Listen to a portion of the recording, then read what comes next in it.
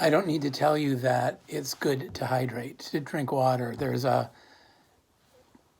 thing out there that says 8 glasses of water a day. That it's not scientifically, there's no scientific basis for the 8 glasses of water a day, but I think most of us know that it's good to drink water and stay hydrated. A couple years ago, I did a weight loss plan, and one of the things that they talked about is sometimes when we think we're hungry, we're really thirsty. So if you feel like you're hungry, grab a glass of water, and that might make the hunger, as opposed to like a bag of Cheetos, and that might make the hunger go away. I've personally really learned that sometimes when I think I'm tired and want to take a nap, it's just that I'm dehydrated. And that a glass of 2 of water just wakes me right up. I don't know if that's similar to you, or if you can resonate with that, or you have your own memories or thoughts of being rejuvenated by drinking water. I think of that as I read the first lesson today, the Ezekiel passage about the dry bones.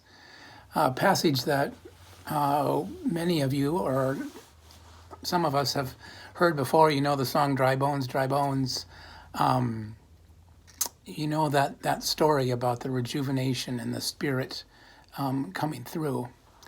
When the Spirit comes, the Spirit changes anything. It's a long ways till we talk about Pentecost. It's at the end of May, but we know how the Spirit of God changed everything. And the whole idea, there's the passage in Luke where Jesus talked, the Spirit of the Lord is upon me. And so when the Spirit comes, things happen, things change, God moves, and things happen.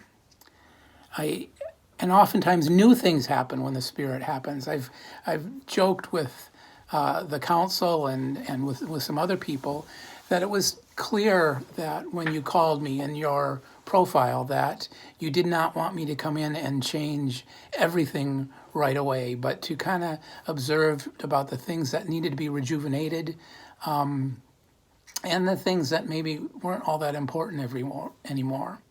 But it was clear that you didn't want me to come in and change everything right away. And here we are, changing the way we do everything in church, at least for a while, through social media, through Zoom coffee meetings, through doing worship this way.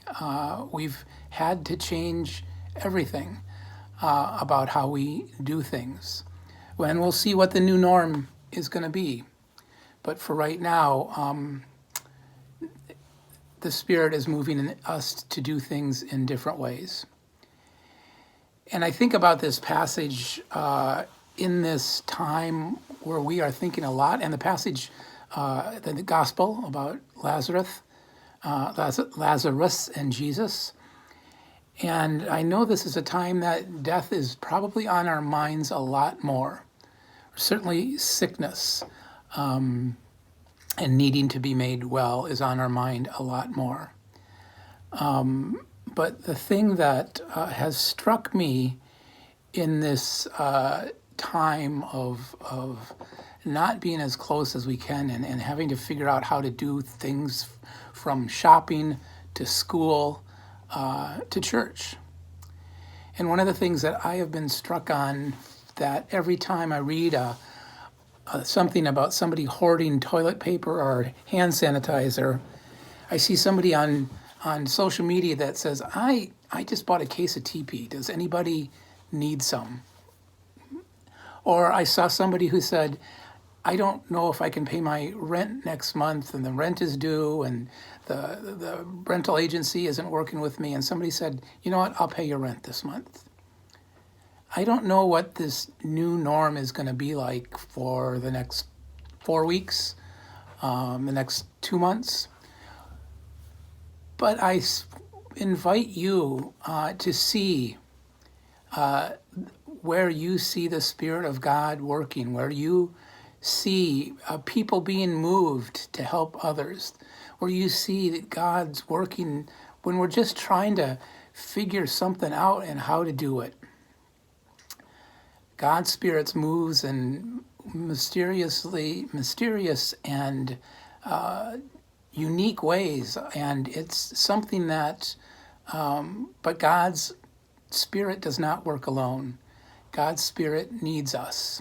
In the children's sermon, I invited the kids not only to think about the good things that they've done, but to see the good deeds that people around them have done. And so I invite you to,